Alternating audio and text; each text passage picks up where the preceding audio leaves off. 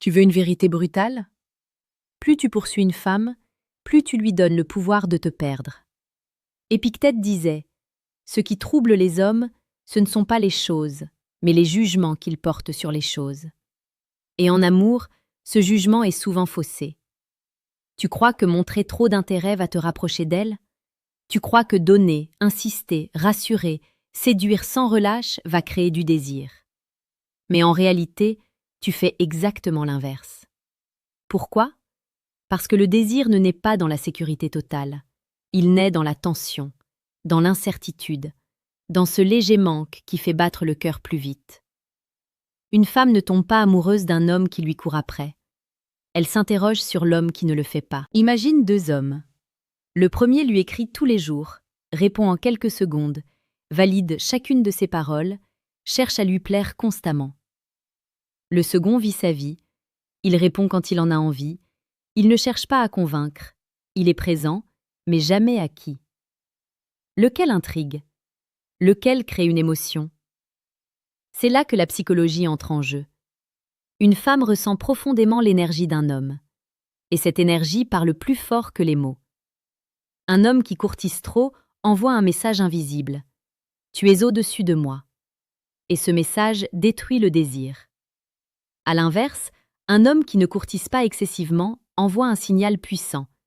Je me respecte, je suis déjà complet. Je ne te poursuis pas, je te découvre.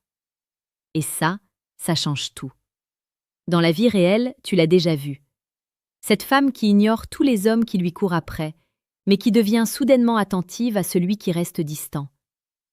Ce n'est pas de la manipulation, c'est de la nature humaine. Le cerveau humain valorise ce qui est rare, ce qui n'est pas garanti, ce qui demande un effort émotionnel.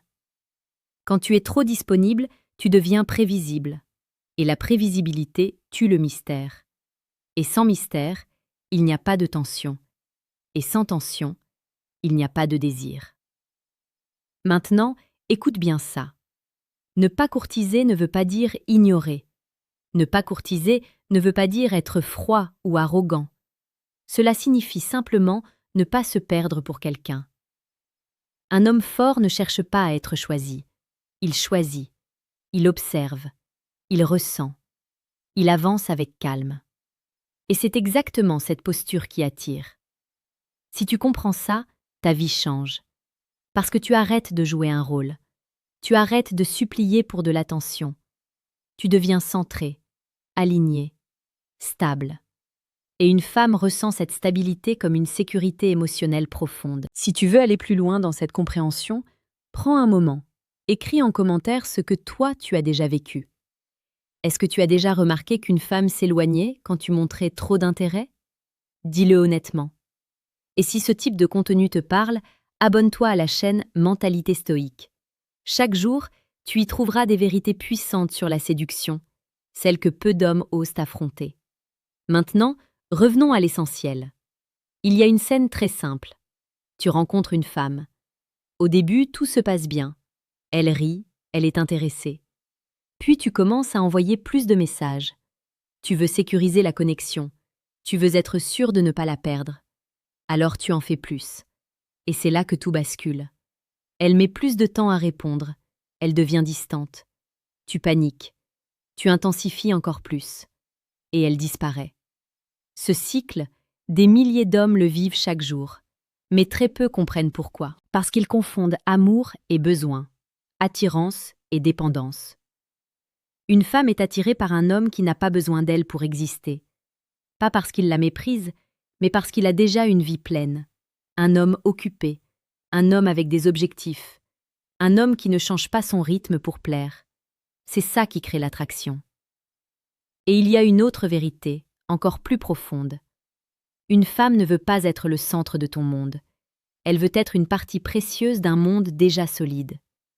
Si tu fais d'elle ton unique priorité, tu la mets dans une position inconfortable. Elle ressent une pression, une responsabilité qu'elle n'a pas demandée. Mais si elle voit que tu es stable, indépendant, qu'elle ne met pas ton besoin mais ton choix, alors elle respire.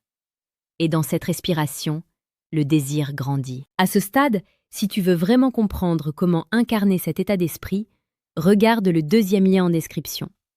Tu peux y télécharger gratuitement le livre « Le manuel brutal du séducteur stoïque ». Ce n'est pas un livre doux, c'est un livre qui te réveille. Revenons à toi. Pose-toi une question simple. Est-ce que tu cherches à être aimé ou est-ce que tu es prêt à devenir un homme qui attire naturellement? Parce que la différence est énorme. Chercher à être aimé te rend dépendant. Devenir attirant te rend libre. Et la liberté est magnétique. Les femmes ressentent ça instinctivement. Elles ne s'attachent pas à celui qui donne tout trop vite. Elles s'attachent à celui qui se révèle progressivement. À celui qui ne se livre pas entièrement dès le début.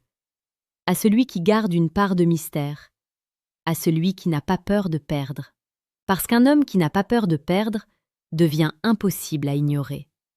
Alors arrête de courir, arrête de prouver, arrête de supplier. Commence à exister pleinement. Construis ta vie, ton énergie, ton calme. Et laisse les femmes venir découvrir cet homme-là.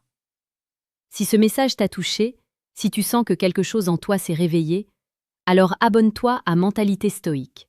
Ici, tu n'apprends pas à séduire avec des techniques superficielles. Tu apprends à devenir un homme que l'on ne peut pas oublier. Souviens-toi toujours de ça. Le désir ne se mendie pas. Il se provoque par ta présence, par ton silence, par ta maîtrise. Et le jour où tu comprends ça, tu ne cours plus jamais après personne. C'est le monde qui commence à te regarder différemment.